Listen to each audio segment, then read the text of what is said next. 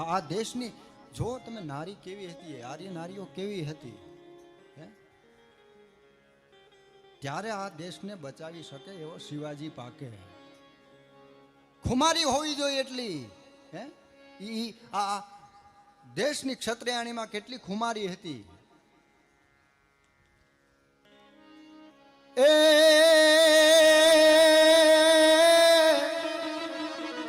ધનકુખ જીજાબાઈ નીજા શિવાજી જન્મ્યો હતો.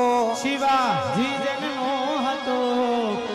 એ તલવાર કેરી ધાર પર હિન્દુ ધર્મ રાખ્યો. એક તલવારની ધાર ઉપર જેને આખો હિન્દુ ધર્મ જાળવી રાખ્યો. પડકાર કરતી પુત્રને શિવા મરજે મરજે રણ મેદાનમાં. હે અમ દેશ મે આર્ય રમણી અમર છે ઇતિહાસમાં. ભાઈ અમર છે ઇતિહાસમાં. આવી નારી જો હોય તો એના ઇતિહાસના પાને નામ લખાય.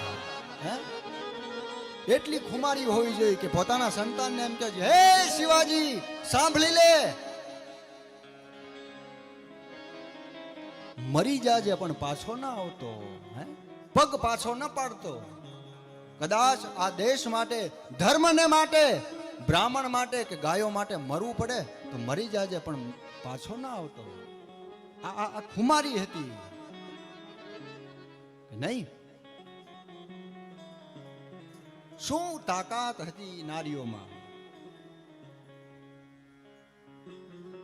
હજી બે વર્ષ પહેલાની વાત કે 1 વર્ષ કે 2 વર્ષ કેમ કાક સમથિંગ, સુરતની ઘટના.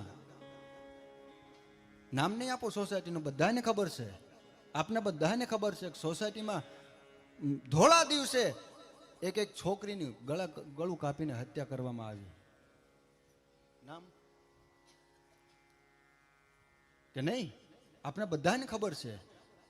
હું છાતી ઠોકીને કહું, જો એ સોસાયટીની અંદર એક ક્ષત્રિયનું ઘર હોત ને તો આ બનાવ ન બન્યો હોત.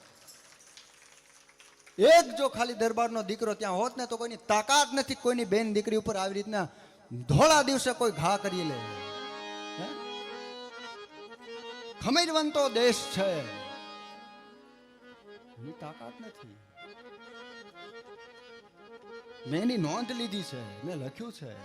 સુરતની કથામાં પણ મેં કીધું, મેં કે આજે તમે જે લોકો ક્ષત્રિયોને ઘર નથી આપતા ભાડે, અમુક સોસાયટીમાં, વીઆઈપી સોસાયટીમાં, આ બનાવ બન્યો આખા સુરતમાં. અત્યારે બધે સ્પેશિયલ ક્ષત્રિયોને આમંત્રણ કરે છે કે તમે અમારી સોસાયટીમાં રહેવા આવો.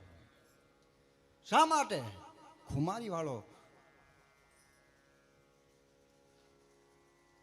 એટલું જોર, તાકાત હોવી જોઈએ આપણામાં એટલી. બાકી માય કંગલાનું કામ નહીં, બધા દૂર ઉભા રહીને જોતા હતા જ બધા, કોઈ નહોતો એવું નહીં, બધા હતા, બધા દૂર ઉભા રહીને જોતા હતા. ને સરે આમ એ છોકરીની હત્યા થઈ. બહુ દુઃખ સાથે કહેવું પડે કે જો ત્યાં એક કોઈ ક્ષત્રિયનું ઘર હોત તો આ બનાવ ન બન્યો હોત. કોઈની તાકાત નથી. અરે હું તો ત્યાં સુધીનું કહું કે હું કદાચ કોઈ મોટા કાર્યક્રમમાં ગયો હોઉં તો પાર્કિંગમાં જોઉં કે જે ગાડીની પાછળ જય માતાજી લખ્યું ને એની બાજુમાં હું મારી ગાડી પાર્કિંગ કરું, કે કોઈની તાકાત નથી કે મારી ગાડીને કોઈ હાથ અડાડે.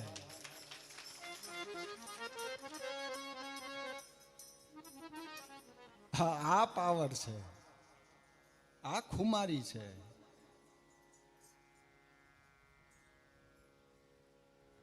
અને ત્યાં શિવાજી જન્મે, બાકી ના જન્મે. ભગવાન શિવ વર્ણન કરે કે હે માં પાર્વતી, આદ્યશક્તિ જગતજનીને કહે છે કે હે દેવી સાંભળો, રામ, ભગવાન રામ પ્રગટ્યા છે અયોધ્યાની અંદર.